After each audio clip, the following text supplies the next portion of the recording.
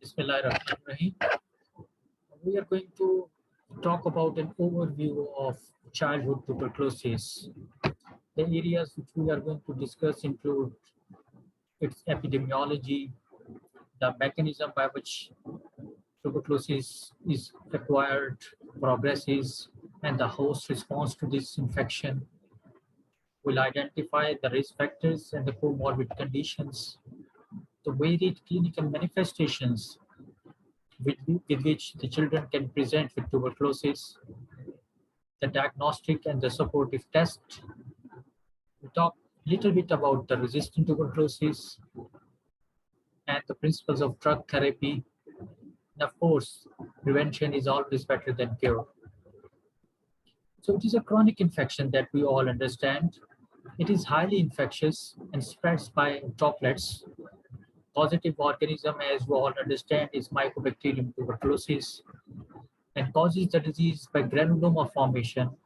And the important thing about this granuloma is this causes caseous necrosis.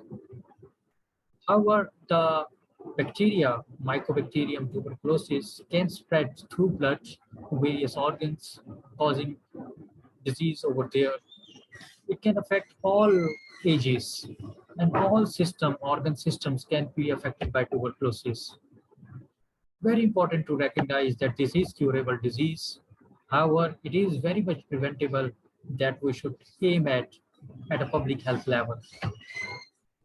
The other thing is the differentiation between the tuberculosis in children and the adults. There are subtle differences that we need to understand, and that is the reason that we are going to talk about childhood tuberculosis in this talk. Not an uncommon problem. In fact, 1 in 3 individuals worldwide is a huge number. When we talk about the deaths related to tuberculosis, more than 80% of childhood tuberculosis deaths occur in children under the age of 5 years. And about 96% of these deaths occur in children who are untreated. However, with appropriate and timely chemotherapy and anti-tuberculosis therapy, the mortality rate can be as low as less than 1%.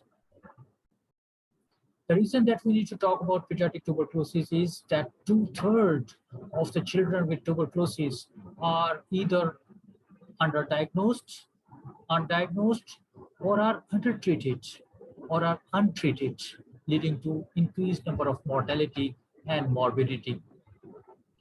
The data of tuberculosis as such, the worldwide data and the pediatrics data in Pakistan, about 13% of all tuberculosis cases in Pakistan are reported in childhood age. As you understand, this is by the inhalation of Mycobacterium tuberculosis, the droplets that contain the nuclei of this Mycobacterium, and the transmission to children is almost always by a adult carrier, and generally these adults would be smear positive adults. You need to understand what smear positive case is. There are certain risk factors, if present, causes more chances of acquiring tuberculosis. The extremes of age, less than 2 years and older than 60 years. Exposure, of course, is very important, which increases in overcrowded areas and in closed environments. Malnutrition, so common in children, is a very important risk factor for tuberculosis.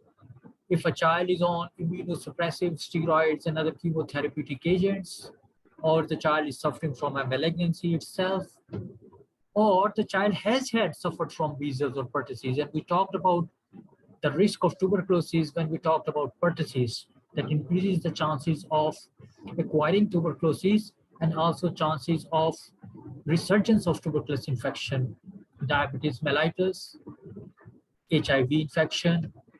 Now, as far as the age is concerned, you can well appreciate from this slide that younger the age, more are the chances of not only having pulmonary tuberculosis, but also chances of having progression of this tuberculosis to central nervous system or biliary disease. Now, three things that one need to differentiate: the exposure to a contact, like we said, would be an adult invariably in children, and would be an open case who would be smear positive, meaning by that the sputum of that adult would be positive when you do ZN staining for acid fast bacilli. And the risk increases in the presence of the factors that we have talked about. And once a child is exposed, he is going to develop the infection, but may not develop the disease. The subtle difference between the infection and the disease: the infection is the presence of the mycobacterium in the body, which may or may not lead to clinical features or clinical symptomatology. And if the clinical features and symptoms do develop, then we call it a tuberculous disease. So this is the natural history of tuberculosis. You can see the mycobacterium exposure through the airways leading to infection, and they are taken up by the immune cells, the dendritic cells, and the other cells. There is an immune response by the body, and this immune response can lead to two things. Either the immune response is strong enough to eliminate the infection within 4 to 6 weeks, maybe up to 8 weeks. And if that occurs, if the innate or adaptive immunity is strong enough, that would eliminate the infection. Or the immunity is not strong enough, but it is able to curtail, it is not strong enough to eradicate or eliminate the infection, but it is able to curtail the infection. This happens because of granuloma formation, where the infection becomes quiet. It sits in the lungs, in the gons, focus, or complex silently. It would not lead to the disease. It would be sitting there as a latent disease, and would research if any of the risk factors occur later in the life. That is one thing that can happen if the disease is not eliminated. The other thing that can happen in case of failure of immunity is development of primary disease, primary complex, and the disease involving the lungs or the lymph nodes, etc., etc. Now, those whose immunity was not strong enough to eliminate, but was able to curtail the infection by granuloma formation, they may actually remain quiet for a long period of time or for whole of the life, or at any point in time when the immunity fails to continue curtailing the infection, there would be reactivation of the disease. What we call the post-primary disease may occur. Hence, the primary infection may lead to either the elimination because of the innate or adaptive immunity, or development of a quiet latent infection, or active disease if the immunity fails at all. In case of the latent infection, granuloma formation occurs. It may continue as a latent infection throughout the life, and the disease may not occur ever in that patient, or there might be reactivation in certain risk factors. Just to show you what the caseous necrosis would look like, and I'm sure you have read in your pathology about the granuloma formation, the multinucleated giant cells, the epithelioid cells, and the central caseous necrosis. Now, as far as the disease is concerned, it can take form like three ways. It can be a primary complex or a primary disease, or it can be post-primary or progressive primary tuberculosis, or it may involve other areas other than the lungs, because remember, the primary site of tuberculosis infection is the lungs, the pulmonary organ. However, if the mycobacteria spread through the blood to the extrapulmonary areas, it can cause extrapulmonary tuberculosis. The other thing is that only those who are exposed or who are infected, only 5 to 10% of the children would go on to develop primary tuberculosis disease, may it be the pulmonary disease or the extrapulmonary disease, or sometimes disseminated disease. 90 to 95% of them would have latent infection. They would not have any clinical features. Their X-rays would be normal. But if you test them with tuberculin skin test or interferon gamma release assay, they would be positive because they are infected, but the infection is latent. They do not have features or X-ray finding, so they do not have tuberculosis disease. Of these 90 to 95% who have latent tuberculosis infection, only 5 to 10% would go on to develop reactivation or post-primary tuberculosis. And again, that can take form of either the pulmonary disease or extrapulmonary disease or disseminated disease.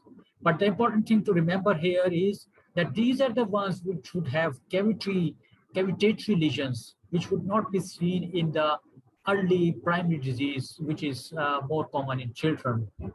And 90 to 95% would not develop disease at all. As far as the diagnosis is concerned, primarily it is the clinical diagnosis supported by a certain test. WHO has categorized tuberculosis into suspected tuberculosis, probable tuberculosis, or confirmed tuberculosis. A suspected is the one where there would be clinical features, history of contact, weight loss, but would not be substantiated by the supportive test or the confirmatory test. And if the supportive test, like tuberculin skin test or the chest X-ray, come out to be positive, or interferon gamma release, the IGRA comes out to be positive, then you label it as a probable case.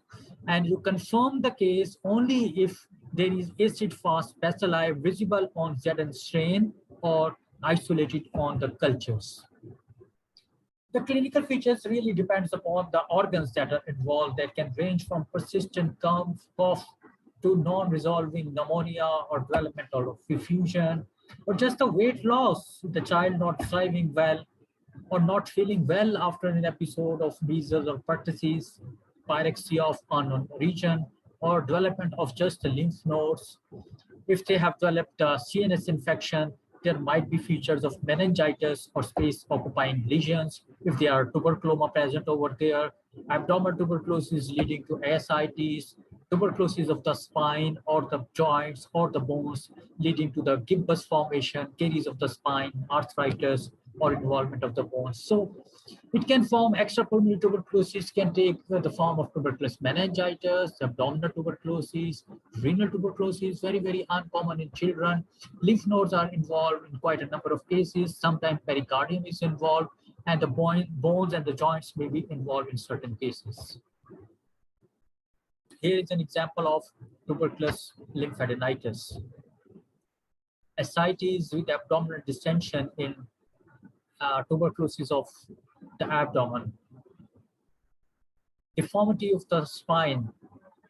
We can start with a gibbous deformity and may go on to develop full-blown deformity. The last thing that I'm going to talk about tuberculosis, the spectrum of tuberculosis, is the congenital or the neonatal tuberculosis. I'm not going to discuss the extrapulmonary tuberculosis in detail at the moment, but I want you to understand that this entity exists, the congenital or the neonatal tuberculosis.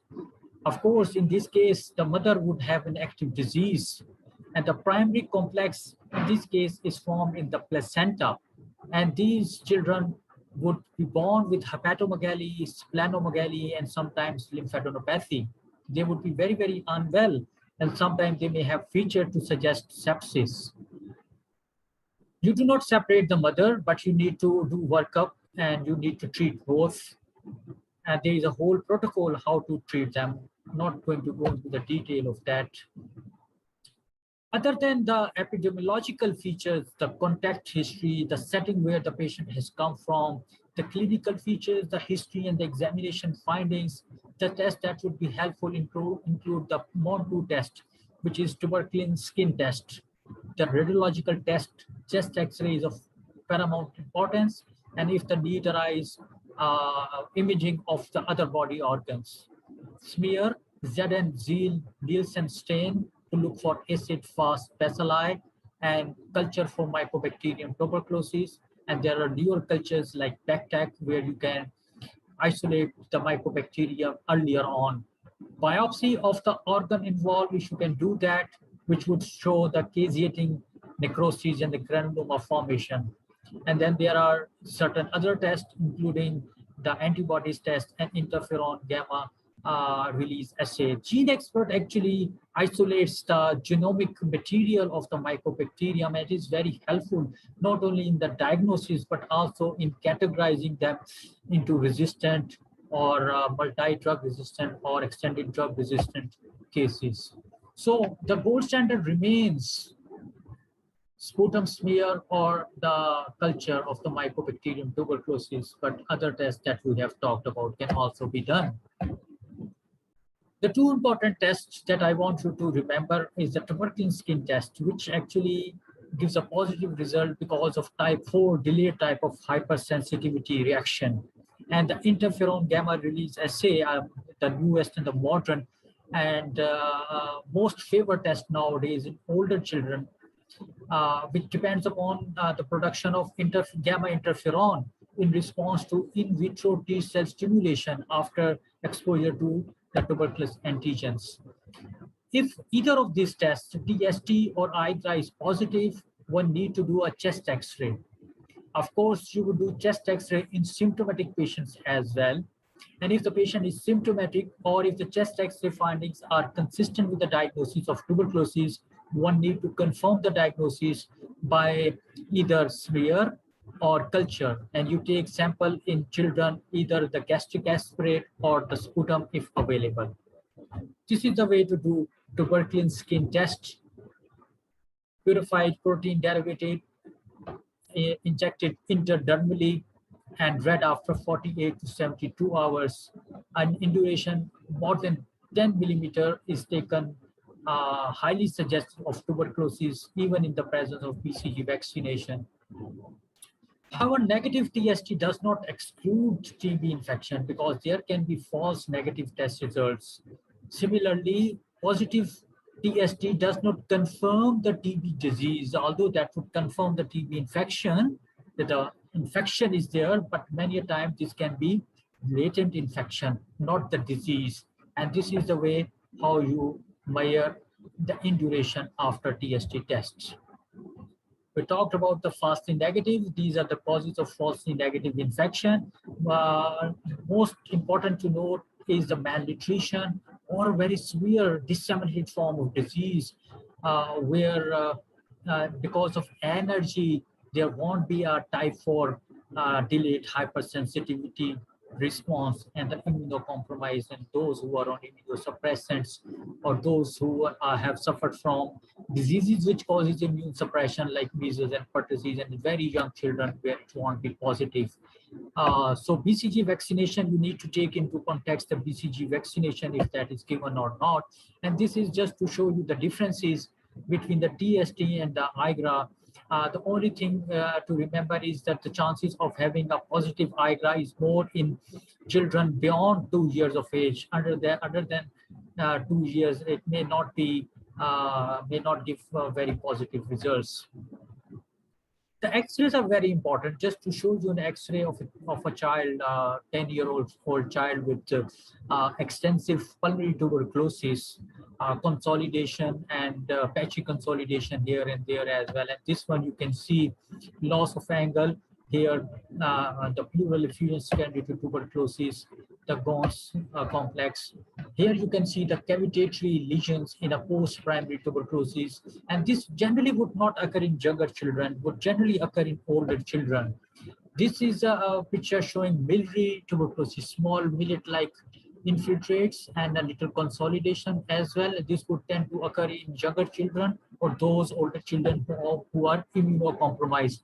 Again, a little pleural effusion over here, what we call the lamellar effusion, and a consolidation, including collapsed consolidation of right upper lobe shown over here.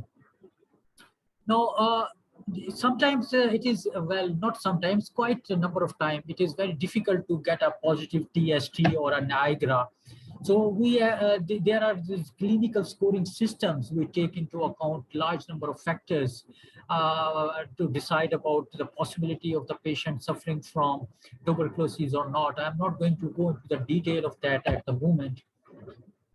As far as the outline of management is concerned, supportive general management is very, very important. Antituberculous therapy, of course, to eradicate the infection, steroid as and when needed, not in all the cases. If needed, you treat the raised intracranial pressure in meningitis, control the convulsions, and you treat the complications. These are the first line oral anti-tuberculous drugs. And then we have other injectable agents. Some of them can be used as first line as well. Fluoroquinolones are not considered the first line, but are reserved for the resistant cases and the second line anti-tuberculous cases. Then there are a large number of drugs which have limited efficacy. The doses for various drugs, you don't have to remember them at the moment, but of course, prescribing them, you need to refer to the guidelines. What type of tuberculosis are they suffering from, and how much of isoniazid or rifampicin or pyrazinamide or streptomycin or ethambutol are you going to give them? A little bit about drug-resistant tuberculosis, infection which is caused by the strains of mycobacterium which are resistant to at least one of the first-line anti-tuberculous drugs is called a drug-resistant tuberculosis. And the first-line anti-tuberculous drugs we have mentioned as isoniazid, rifampicin, PZA, or ethambutol. If a drug is resistant to not only one, but two, including INH rifampicin, then this is MDR tuberculosis, resistant to at least both INH and rifampicin. And the extended drug-resistant tuberculosis is which, in addition to INH and rifampicin, would be resistance to at least fluoroquinolones or one of the injectable anti-tuberculous agents. Now, the degree of resistance depends upon various reasons and the risk factors.